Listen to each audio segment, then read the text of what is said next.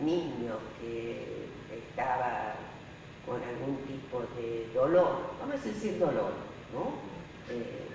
Porque, sí, dolor, padecimiento también, pero un tipo de dolor relacionado con sus situaciones de aprendizaje,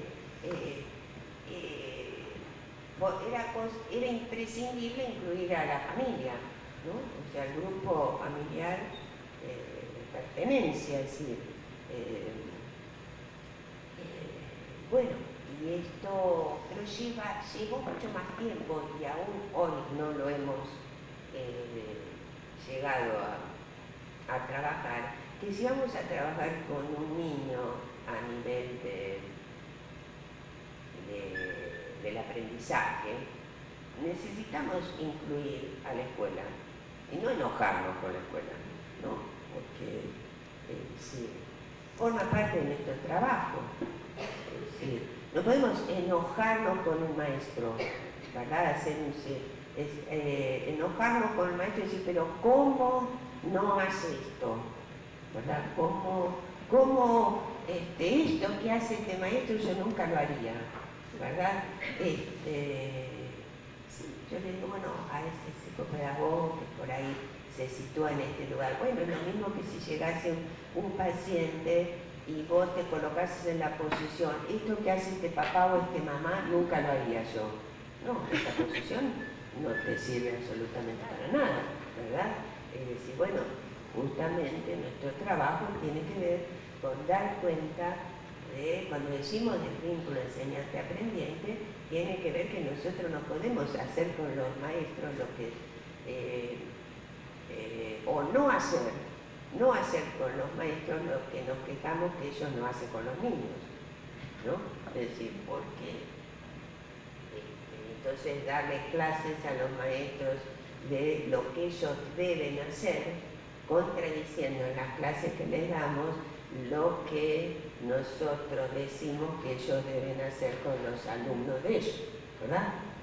O sea, ¿qué quiere decir esto? Sin tomar en cuenta, reconocer que ese ser humano también sufre, o sea, que también sufre, que también los aspectos más autoritarios, ¿sí? Surgen sin duda de una rigidez, pero de una rigidez basada en la inseguridad, en no encontrarse con que esa persona, ese ser humano, tiene posibilidad de cambiar su entorno y a sí mismo, que su persona es una persona interesante. Nadie consigue interesar a otro si no se considera él mismo una persona interesante. Esto no quiere decir una persona importante, una persona interesante, es decir, una persona que no puede ser sustituida por otra, que no es una máquina que puede dar lo mismo, esta u otra. Si esta funciona mejor, bueno, pongo esta otra, ¿no? Bueno, yo después quiero hablar algo bastante centralmente del tema de la mirada, pero quiero seguir hasta decirles por qué ahí dice y digo que la posibilidad de pensar está siendo atrapada bajo nuevos mecanismos, ¿verdad? Nosotros habíamos estudiado allá, y eso continúa presente, una serie de factores, ¿no?, intrafamiliares que estaban como señalando estaban como presentes en toda la casuística, en todas, ¿sí?, la casuística que analizábamos cuando un niño o un adolescente presentaba un síntoma o una inhibición, ¿no? Esto de algún modo yo más o menos lo he tratado en el libro El poner el juego en saber. donde, bueno, habíamos analizado 5 o 6 factores que encontrábamos en forma constante en las familias, seguimos encontrando, hablo en pasado, porque fue desde cuando comenzamos a analizar esto. En estos factores que analizamos intrafamiliarmente, que intervenían perjudicando, dificultando, dañando las posibilidades de pensar, encontrábamos, voy a numerarlos simplemente, después podemos detenernos en cada uno de ellos, una actitud ante las diferencias, una actitud ante las diferencias que hacía ver las diferencias en esto que llamamos de la lógica dual, mejor o peor, ¿verdad? En las pequeñas diferencias, por ejemplo, si mi esposa pensaba diferente de mí, o mi esposo piensa diferente de mí, lo hace porque sabe que eso me da rabia. Dice eso no porque piensa eso, sino lo dice para jorobarme. Si mi hijo se puso esa ropa, ¿verdad?, tan ridícula, lo hace para molestarme porque sabe que a mí me da rabia, ¿no? O mi mamá me dice eso porque sabe que eso me enoja. Es decir, ese tipo de las pequeñas cosas, no es decir, porque la actitud ante las diferencias no solamente ni principalmente tiene que ver con aceptar al otro como diferente, aquel otro de las minorías, no, es decir, se construye desde aquellas pequeñas, que son las pequeñas grandes diferencias, donde uno va situándose delante de la necesidad que el otro me sea diferente para que, y por eso lo necesito, ¿no? Porque me es diferente, por eso me aporta. Entonces, actitud ante las diferencias. Habíamos encontrado una actitud ante las diferencias que esto estaba, y además estaba asociado con que, es decir, esta opinión es mejor que esta otra, ¿no? Entonces, si esta opinión es mejor que esta otra, entonces no necesito detenerme a pensar cuál es la otra, ¿verdad? Porque, bueno, ¿por qué voy a analizar algo que es peor si yo ya estoy en la mejor, ¿verdad? No voy a abrir, digo, ¿y cómo es esto, no? Yo ahora les voy a decir una segunda característica que tiene que ver con la actitud ante el elegir, que está muy relacionada a lo que acabé de hablar sobre la actitud ante las diferencias, que es la actitud ante el elegir, ¿verdad? Está muy relacionado, como si elijo algo, no es que lo elijo porque no necesitamos ir a la elección de una profesión, no es que lo elige mi hijo o el otro lo eligió porque, bueno, es decir, pensó algo que hizo que la elección tiene que ver con, es una de las situaciones donde pensar y desear se interrelacionan, ¿no? No porque lo pensó de esa manera, ¿verdad?, sino porque lo eligió sin pensar, es decir, ¿no? Es decir, todavía yo veo que muchas veces incluso personas así, no sé, unos psicopedagogos, psicólogos, mandan a sus hijos como castigo a pensar, ¿no? Es decir, hizo algo equivocado y entonces el castigo, bueno, anda a pensar a tu habitación. Claro, puede ser que pensar sea un castigo, se podrá pensar como, claro, ¿no? Es decir, no, yo no digo que no, digamos, bueno, eso que hiciste está mal, ¿verdad? Bueno, por esto y por esto, no, perfecto, ¿verdad? Pero el pensar nunca puede ser un castigo, porque si colocan como un castigo... Ni una imposición. ¿Cómo? Ni una imposición. Ni una imposición, ni una obligación, sin duda, claro. Ni una imposición, o sea que cómo crear un ambiente favorecedor de ese pensar, ¿no? Otra de las características que así muy rápidamente yo le quiero señalar tiene que ver con cómo circulaba el conocimiento, circular el conocimiento dentro de ese grupo familiar, donde encontrábamos en la mayoría de estos grupos familiares generadores de síntomas o de inhibición, de algún modo, generadores entre comillas, porque no con una instancia sola y determinante. Encontrábamos un modo de circular el conocimiento donde se presentaban escondidos, no dichos, ¿verdad? O lo que sería el opuesto, que es exhibir, ¿no? Es decir, cuando se exhibe, después en esto, si ustedes quieren, también podemos detenernos, dando algunos ejemplos o situaciones, es decir, donde el exhibir genera contradictoriamente a lo que pareciese el exhibir, a lo que pareciese proponerse, el exhibir, cuando se exhibe el conocimiento, no se exhibe el conocimiento, se exhibe el sujeto que exhibe como conocedor, y no dando posibilidad que el otro se incluya en esa situación con la pregunta, ¿no? Entonces, un modo de circulación del conocimiento donde o aparecían los secretos o estas cuestiones de la exhibición que no dejan lugar a pensar. Otra característica que encontrábamos en ese momento tenía que ver, no lo habíamos pensado así, como podemos decir, muy claramente, pero sí no le habíamos podido dar un nombre, pero teníamos que ver como familias donde el preguntar no estaba posibilitado, ¿no? O sea, donde, por ejemplo, los padres venían y decían, esto no lo dije, no le comenté porque nunca preguntó, ¿no? Sobre esto. Y nosotros decíamos, bueno, el problema está justamente en eso. ¿Se generó o no un espacio donde sea posible preguntar? ¿Verdad?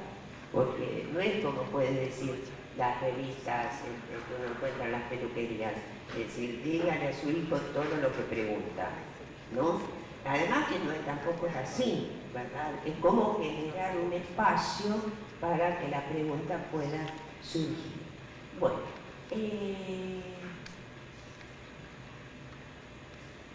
después, yo estoy como anunciando, estoy hablando mucho porque quiero de todo esto que estoy haciendo como una superficie, sobre eso quiero que después nos detengamos, ¿no? Incluso Adriana me hizo acordar ayer de una investigación, que ahora no voy a relatarla, pero si todos quieren puedo detenerme en algunos momentos de esa investigación, que hicimos después de tener toda esta gran, ya en aquel momento casuística, ¿no? Nosotros pensamos lo siguiente, pero sin embargo hay muchos niños y adolescentes que aprenden en situaciones donde las familias viven situaciones de necesidades básicas insatisfechas, donde las escuelas también no posibilitan un aprender saludable, pero sin embargo hay muchos niños y adolescentes que aprenden, ¿verdad? Porque si esto no hubiera sucedido ya desde hace siglos, la humanidad ya hubiese desaparecido. A pesar de las condiciones más adversas, hay muchos niños y adolescentes que aprenden. Ahí fuimos nosotros a hacer una investigación que no pudimos concluir, pero de todos modos fue maravillosa y continúa siendo maravillosa, y de ahí retiramos mucho aprendizaje, hemos aprendido muchísimo, que tenía que ver con justamente ir a buscar a aquellas familias que pertenecían a poblaciones con necesidades básicas insatisfechas, pero donde, quiero escenificar con lucidez, pero que a veces, o muchas veces nos olvidamos, y que no solamente forma parte de lo que llamamos transferencia, del tipo de... Se configura entre el enseñante, aprendiente, cuando hablabas el entre, sin ¿sí? duda. Que tiene que ver con algo que se configura, digamos, en el vínculo y que va más allá de lo subjetivo y lo objetivo. Perfecto. Sí, nace ahí, en ese entre, ¿verdad? Entonces, nosotros vamos a representar aquí algo que sucedió entre mi nieto en el momento que tenía 3 años y medio, ¿no? 3 años y medio, así, y yo, ¿verdad? Entonces, en un momento vos vas a ser vamos a hacer en un momento vos de mi nieto y vamos según las posiciones, ¿verdad? El lugar del nieto y el lugar de la abuela. Pero esto puede, después pensamos, digan lo que piensan, lo que ven, lo que sienten, ¿no? Bueno, aquí estamos entonces un niñito, vos, ¿verdad? Una niñita puede ser, de 3 años y medio y una señora, su abuela, estaban así jugando y sí, tal cual vos dijiste, acá hay un espacio hasta físico entre, ¿verdad? Y no están mirándose, ¿verdad? Sino que están jugando, ¿no? Acá había aquí estaba el césped, aquí está el césped, ¿no? O sea, están sentados sobre la tierra. Es decir, hay sol, acá no tenemos sol, pero es interesante, tenemos luz, pero no, la luz artificial no nos permite lo que el sol nos permite, decir, ¿verdad? O sea que después ustedes, yo les voy a pedir que ustedes lo hagan afuera, ¿no? Es decir, con sus amigos, con su marido, con su novio, ¿no? Es decir, con los pacientes no, pero eso lo tenemos que llevar adentro nosotros, ¿no? Entonces, aquí estábamos jugando y mirando, por lo tanto, hacia lo que estábamos jugando, ¿no? Esta es una escena que inicia el niñito, o sea, la inicia el niñito. Yo la llamo escena cero. Para mí es una escena que va como incluso anterior al estadio del espejo, pero que es la superficie que lo posibilita, ¿no? Entonces el niñito inicia la escena porque, y eso es lo que te voy a pedir que vos hagas, es decir, cuando él me mira, ¿no? Es decir, ahora vos lo vas a hacer,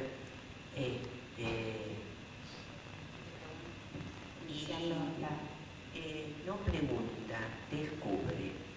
El niñito me mira y yo lo miro, ¿no? Porque cuando uno recibe una mirada, y recibir una mirada como recibir una palabra, es un trabajo, porque a veces es una posición, a veces, es decir, alguien no está cercano a mi vista, pero si me mira, la mirada del otro me llama. A veces somos nosotros como adultos los que tenemos que iniciar esta escena, que los niños se inician a veces espontáneamente, pero muchas veces cuando este lugar se llena de aquel autoritarismo, no permite que acá se genere lo que en esta escena se va a generar. Entonces el niño me mira, y yo primero te explico cómo lo vamos a tratar de hacer, aunque no tengamos el sol como un tercero, entonces vos me vas a mirar y vas a descubrir,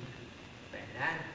Vas a descubrir que en mis ojos, que estás vos, chiquititito, ahí, ¿no?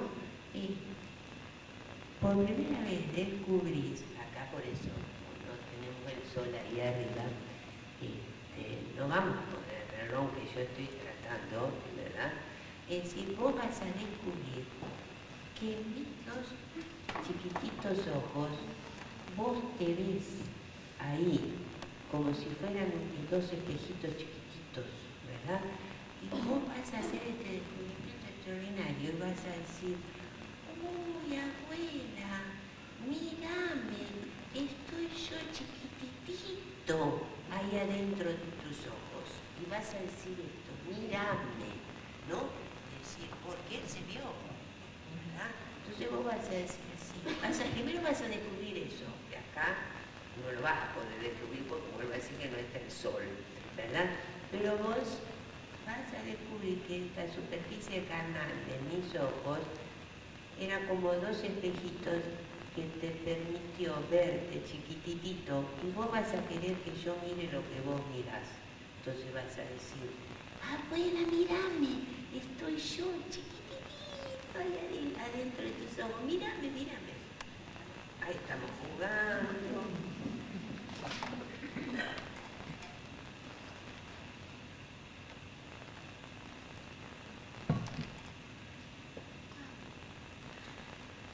Descubrí dentro de tus ojos, me veo ahí, chiquitito, chiquitito, chiquitito, dentro de tus ojos. Cortamos la escena. Sí, eso descubrió, pero lo primero que pide, vos sos adulta, entonces uno se olvida de esto. Lo primero que el niño... No tiene que ver con eso, no, si hubiera estado yo ahí también, pero bueno, porque vos tomaste ¿cómo puedo decir? El sentido, y además está dentro de los modos de pensar nuestros que tienen que ver con la lógica. Vos tomaste la lógica de la escena, ¿verdad? Pero la escena dice mírame, o sea, hace un pedido imposible, pero es decir, imposible en este sentido, porque él comienza diciendo mírame. Adentro, chiquitito, chiquitito, adentro de tus ojos. Pero... Ay, ¿sabes una cosa? Lauti, yo no puedo. Mira, no. Sí. Pero ¿sabes una cosa? Yo no puedo mirarte adentro de mis ojos. No puedo ver lo que vos ves. Pero ¿sabes una cosa? ¡Ay! ¿Sabes una cosa? Yo no puedo mirar lo que vos ves. Pero puedo haber... ¡Ay, Lauti! Yo puedo verme chiquitita. ¡Uy! Estoy chiquitita yo adentro de tus ojos. ¡Ay! ¡Qué bueno! Estoy yo chiquitita. Sí, y te veo a vos grande y yo chiquitita. Ay, ya pasó. Muy fuerte, muy interesante, porque yo estoy aquí ofreciendo mi superficie carnal, ¿verdad? Para que el otro, este otro, ¿no? Sea este niño, sea este adulto, para que este otro pueda mirarse a sí mismo, ¿verdad? Y claro, pero mirarse a sí mismo, o sea, no mirarme a mí, o sea, porque sí, es lo que pasa muchas veces, ya está, sí, está bueno, gracias. Gracias, estaba bien en ese espacio entre. Está bien. Sí,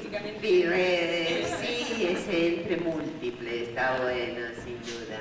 Claro.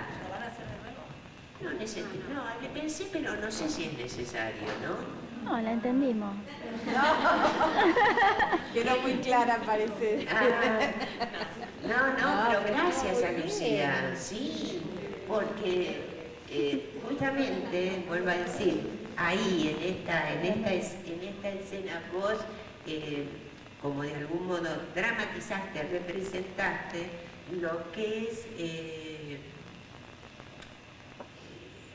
la dificultad de nuestra posición en relación al otro, ¿verdad? La construcción de la mirada psicopedagógica. La construcción de una mirada psicopedagógica, ¿no? Desde este posicionamiento donde atribuimos el estar descubriendo todo esto, hasta poder ponerse en un lugar donde desde el cuerpo establecer esa comunicación con el otro. Por eso, Yo lo que dice Silvia. por eso que me parece interesante que en el primer intento de escena, Lucía haya dicho esto, descubro o algo por el estilo. No me acuerdo exactamente lo que dijiste, pero me parece eso, que justamente el ir trabajando lentamente la escena posibilitó ir viendo desde miradas con las que solemos intervenir a miradas que estamos construyendo. Sí, ¿sí? al principio, no sé si escucharon. Ay, no sé, del principio. No, la última. No, digo que me parece que eso de ir haciendo como en 2 veces la escena, ¿no? Se pudo ver como un tránsito desde cómo solemos intervenir desde este lugar donde parece que está depositado en nosotros, que tenemos que conocer cómo hacerlo y todo, ¿no? Y entonces estaba esa palabra descubrir, en lugar de poder situarnos desde este otro lugar que apareció en la segunda representación de la escena, donde hay una situación donde se dio el permiso para jugar, ¿sí? Entonces, el abrir esa, como dice Alicia, no tomando la frase de arroz con leche, el abrir la puerta para ir a jugar posibilitó que pudieras decirlo desde ese lugar, cariñosamente, con el que decías, mirame, no solo literalmente como quien lee un guión y dice, ¿no?, el guión que le dieron, sino pudiendo encarnar ese guión. Claro. Otra cosita, no es un jugar de ponerse igual que el niño. Claro. En el sentido, sí, par, pero no igual, bueno, voy a jugar, entonces yo voy a divertirme. Sí, obviamente cierto placer o tiene que haber en el jugar, pero es un jugar distinto, es un jugar desde la responsabilidad, pero a la misma vez estamos solos en ese consultorio o en esa entrevista con el docente, ¿no? Exacto.